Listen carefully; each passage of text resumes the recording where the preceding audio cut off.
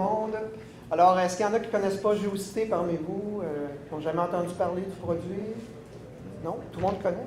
Parfait, on va aller plus vite. Il y en a un au moins, c'est bon. Donc, modernisation de la matrice graphique. Comment est-ce que nous, on a vécu ça dans le petit monde de GeoCité? On va vous faire part de nos découvertes, de nos trucs. Ça peut vous être utile, ça peut vous donner des idées. Donc, je pense que c'est un bon complément de la présentation qu'on vient d'avoir du Mammo. GeoCité, c'est quoi? J'essaie de le résumer le plus simple possible. C'est l'inventaire des infrastructures municipales. On pourrait rajouter québécoise, parce que le modèle est tout en français, c'est plus québécois. Il y a également deux équations mathématiques qui le résument bien, je pense. GeoCité, c'est la sommation d'un modèle de données complet, on va voir le détail tantôt, des extensions dans ArcGIS, donc ArcMap, et des applications web. Le côté technique, il y a aussi un côté plus, disons, humain à la chose. Important, c'est le partage. Partage de quoi? Un modèle de données, de notre expertise et des coûts. Vous allez voir le détail. Fait que si vous avez une affaire à retenir là, de la prochaine demi-heure, ça c'est bon déjà. Là. Le reste, c'est du détail. Historique, en bref, GeoCité, ça fait maintenant 20 ans que ça existe. C'est pour ça que je ne suis pas surpris que la plupart des gens ont déjà entendu parler du produit. On le divise un peu en deux phases de façon générale, les 10 premières années qu'on a baptisé GeoCité 1 et les 10 années les plus récentes, donc environ 2005 à la coupure. Au début, on était ArcInfo, AML, ArcStorm, vous voyez un peu les technologies. Et en 2005, DMR, à l'époque, a eu le contrat pour moderniser toute GeoCité, et c'était sous ArcGIS 9.2, si je me rappelle bien, avec donc serveur, .NET, ArcSDE, JavaScript, les technologies modernes qu'on a aujourd'hui. À l'origine, il y avait la ville de Longueuil et Sherbrooke, qui étaient les inventeurs de GeoCité. Maintenant, on a 16 partenaires, je ne sais pas si vous voyez un petit peu. Et oui, c'est une carte ArcGIS Online, pour ceux qui se posent la question. Là, la carte Google Maps que j'avais mise, je me suis fait reprocher l'autre fois.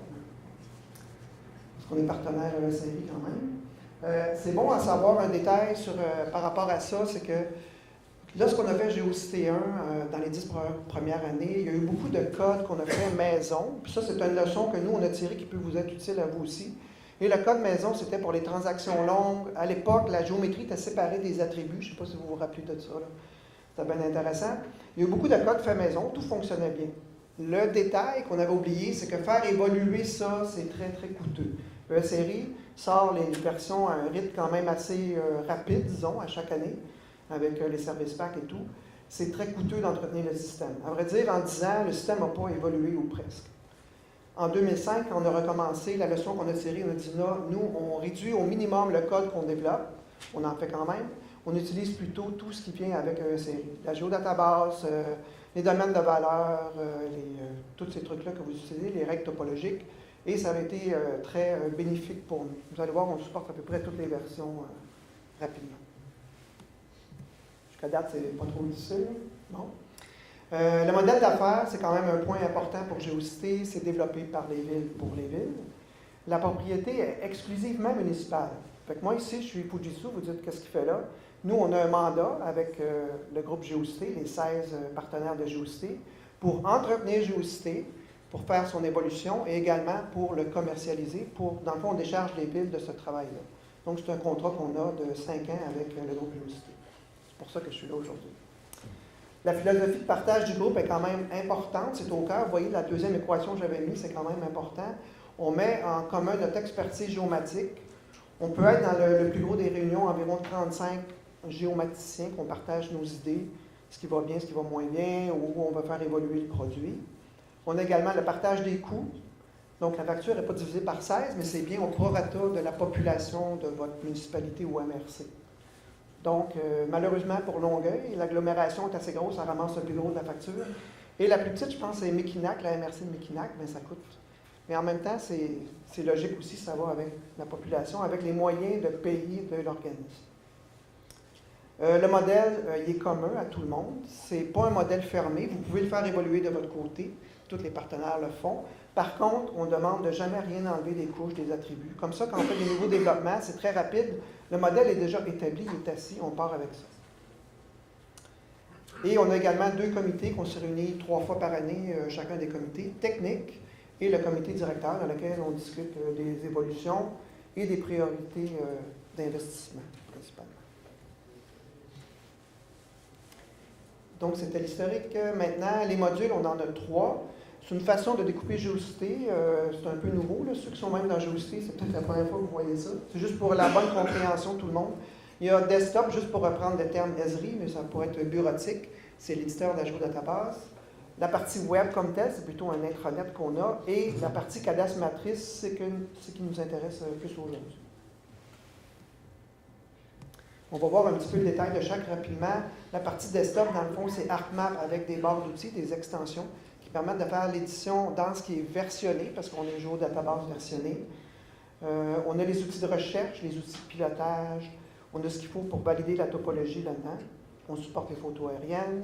On a des fonctions spécialisées pour se localiser facilement sur notre territoire. Recherche par adresse, par exemple, ça en est un, par lieu, par intersection. C'est une table, le localisateur. Vous allez juste peupler un record, un enregistrement dans la table pour dire ma nouvelle recherche. Et ensuite, c'est accessible à tous les usagers de votre Géocité. Aussi simple que ça. Et on a la gestion centralisée des couches pour la symbologie. Ça, c'est assez apprécié. On met les layer files en bon français dans un répertoire partagé. Et tous les gens qui utilisent Géocité, automatiquement, ils voient la même symbologie. Ils ne sont pas obligés d'utiliser, mais il y a un point de départ. Géocité Web, c'est le visualisateur web de Géocité. C'est fait en JavaScript sur les technologies ESRI. C'est paramétrable, c'est très malléable parce que c'est installé dans, je dirais pas 16 des partenaires, mais dans une grande partie des partenaires. C'est installé, donc c'est le même produit, mais c'est des fichiers de configuration qui nous permettent d'être assez souples pour le faire fonctionner. Toutes les fonctions de recherche sont les mêmes qu'on retrouve dans la partie desktop. On a des widgets qu'on appelle, des modules. Le plus populaire, c'est celui que Google Street View d'intégrer dedans. Et ça permet également l'édition d'attributs de descriptifs. La partie cadastre matrice, on a modifié notre modèle de données pour accommoder le MAMRO. Je vais vous en parler plus tard, le détail de ça.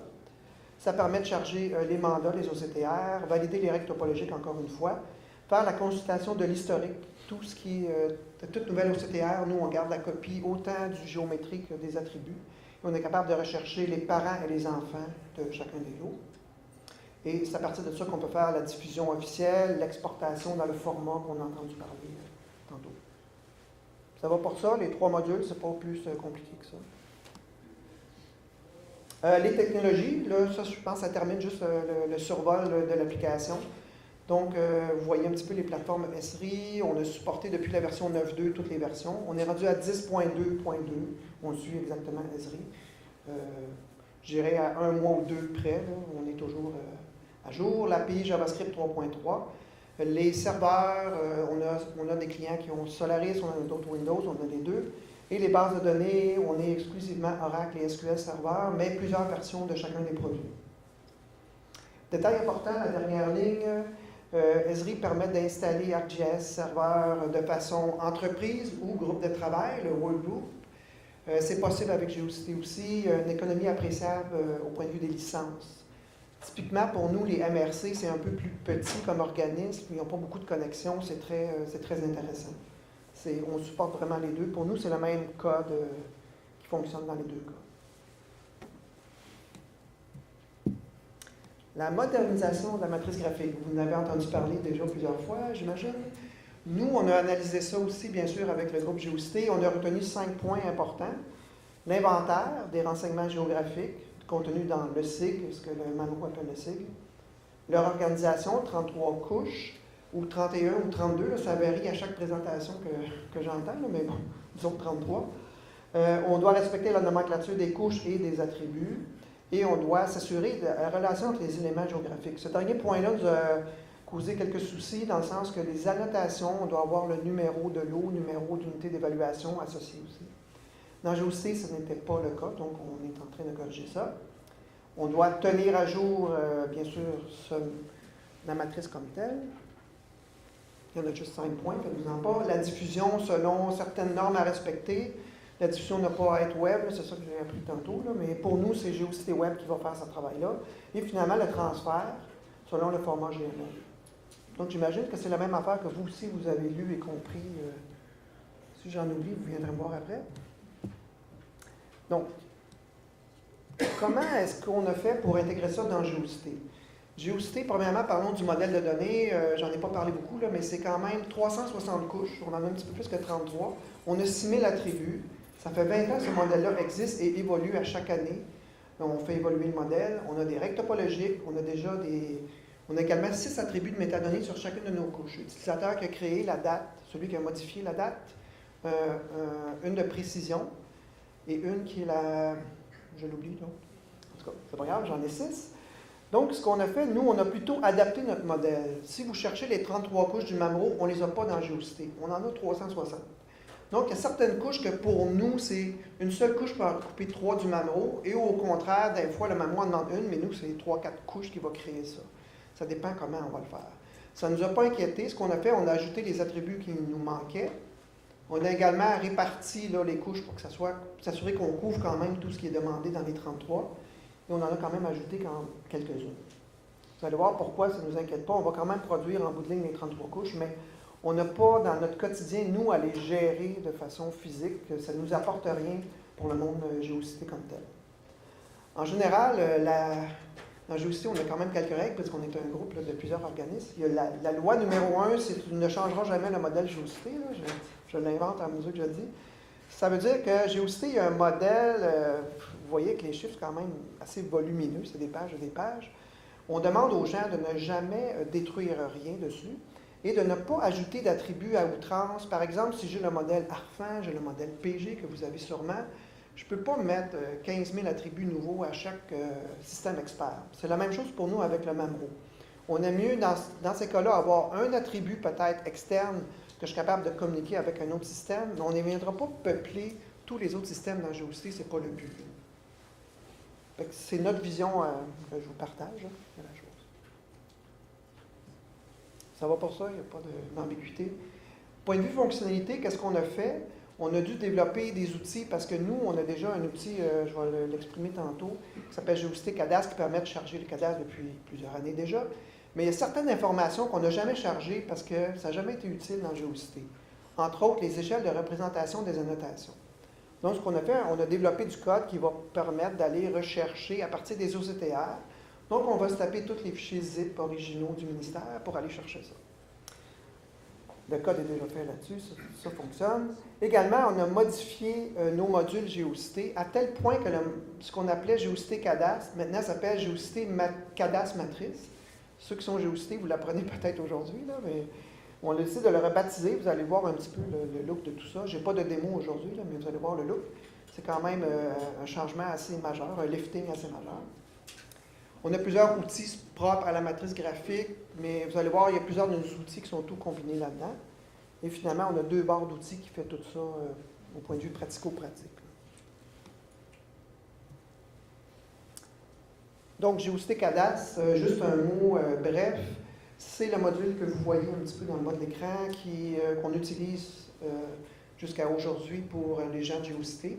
Ça permet la gestion du cadastre rénové, les OCTR, de les charger, valider les règles topologiques et s'occuper de tout le côté historique des lots du MRN. Donc, ici, ce qu'on a fait, c'est que la modernisation de la matrice graphique, ça nous a permis de nous poser des questions de la façon qu'on fonctionnait. Et là, je rejoins un petit peu l'autre présentation qu'il y a eu par rapport à comment est-ce qu'on va éditer les lots et ces trucs-là. Bon, ça a l'air compliqué, là, mais vous allez voir, ça n'est pas tant que ça. Là. Je vais aller passer un petit peu. Il y a 4 sections là-dedans. Vous allez voir. La section du haut, ce qu'on fait, c'est qu'on charge les lots qu'on reçoit du ministère. Donc ici, on les charge, ça s'en va dans les lots, et également les lots historiques, tout ça se fait automatiquement pour nous. C'est vraiment, on pèse sur un bouton et on lit le zip et tout ça, ça fonctionne automatiquement. Donc le cadastre rénové est chargé dans GeoCité, les lots historiques sont chargés, et cette couche-là, on ne touche pas. C'est la couche qu'on appelle la couche les lots MRN, ou tout simplement des lots. Du même souffle, quand on charge un OCTR, une commande cadastrale, on va les mettre dans ce qu'on appelle le lot désynchronisé, qui est ici. Donc, lot désynchronisé, c'est désynchronisé par rapport au rôle d'évaluation. Donc, là-dedans, on va pouvoir, par la suite, on va avoir exactement la copie qui nous vient du ministère, mais on peut se permettre d'éditer. Et donc, on édite pourquoi? Parce qu'il y a des parties de l'eau qu'il faut créer. On a également des nouveaux développements qu'on est en avance sur le rôle d'évaluation, comme on mentionnait précédemment. C'est là-dedans que nous, on va éditer dans Géocité. Et je vous dirais qu'avant l'avènement de la modernisation de la matrice graphique, cette partie-là a été floue un peu dans notre modèle. Les gens allaient éditer les lots, ils se faisaient une copie à côté, ça dépend des partenaires, puis c'était pas officiel, disons. Là, on en a profité pour rendre ça vraiment de façon beaucoup plus rigoureuse dans notre approche. Et vous voyez qu'en même temps, on supporte des lots non rénovés. Par contre, on n'a pas d'outils spécial. C'est une question qui nous est posée à l'occasion. C'est des outils ArtMark qui permettent de faire ça pour ce qui est non rénové. Et à partir de là, on génère des unités d'évaluation. Vous allez voir tantôt un peu avec quel genre d'outils. Mais comme c'est souvent du 1 pour 1, on transfère donc la géométrie, les annotations dans l'ensemble. Donc, l'édition de la géomatique, là, vraiment, ça se fait à ce niveau-là. La troisième partie, c'est vraiment officialisé. Quand le rôle d'évaluation qui est à droite sur l'image est maintenant prêt, et là, il y a le délai de 30 jours qu'on a entendu parler, quel que soit le délai, nous, on a déjà tout de notre côté désynchronisé. Alors, ce qu'on va faire, on a une fonction pour ça. On choisit soit les lots ou les propriétés qu'on veut, et on dit officialise, et ça s'en va dans une troisième copie. Vous voyez qu'on n'est pas à bord sur les tables. Et ça s'appelle le lot rôle, juste pour dire qu'il est synchrone avec le rôle foncier. Ça pourrait être le lot officiel, c'est juste un nom qu'on a donné comme ça. Même affaire avec les unités d'évaluation. Et on a aussi une autre couche là, qui n'est pas représentée, juste pour pas trop compliquer les choses. Donc, ces couches-là sont synchrones avec le rôle. Et on ne les édite pas non plus, parce que c'est vraiment dans l'étape intermédiaire qu'on va les éditer. Alors, vous voyez bien la suite. À partir de là, générer, nous, on fait les 33 couches et on génère la GML. Tout simplement, rendu là, c'est très facile. Donc, ça, c'est n'importe quand que vous voulez le faire, les fonctions sont là, vous pesez dessus, puis fonctionne. Donc, en résumé, on reçoit les commandes, on les charge dans une version qu'on ne touche pas, qui sert de référence. En même temps, on charge la partie qu'on veut éditer, qui appartient souvent au département de la géomatique dans les villes. Et finalement, quand on est d'accord avec le rôle, qu'on est prêt à officialiser, on le fait et on fait une copie, toujours dans Géocité, et à partir de là, on est capable d'exporter. Alors, c'est un peu comme ça qu'on a vu tout balancer. Donc, Géocité Cadastre Matrice, c'est quoi? C'est le module de Géocité qui permet de se conformer à la matrice, la modernisation de la matrice graphique. Les composantes, il y a deux barres d'outils que vous voyez ici. La partie plus, disons, création, édition géométrique, si on peut dire, et l'autre d'habillage, dans le fond, les annotations. Le détail, ça ressemble à ça. Les trois premières icônes existent déjà pour nous, ça fait longtemps qu'ils sont utilisés, on les a juste donc revampés dans la nouvelle barre d'outils. Ça permet vraiment de charger les lots du cadastre. Et par la suite, ça nous permet d'éditer toutes les unités d'évaluation. Donc, les générer comme telles, les scinder, les coller ensemble. Et vous avez le petit crochet pour officialiser qui se retrouve là aussi. Donc, c'est l'outil plutôt de la géométrie, si vous voulez. Et le deuxième outil, c'est plus l'habillage, principalement annotation, mais également flèche et crochet. Donc, trouver toute l'association, vérifier si est-ce que toutes nos annotations sont associées vraiment à un lot. Et tout ça fonctionne autant pour le cadastre que la matrice graphique en passant. Donc, est-ce que je t'associe à mon lot ou pas? Est-ce qu'il m'en manque? Il y a des outils de validation, des outils pour les générer, etc. Vous voyez un petit peu, là, on ne les passera pas tout un par un. On a également des outils pour les numéros civiques, crochet flèche.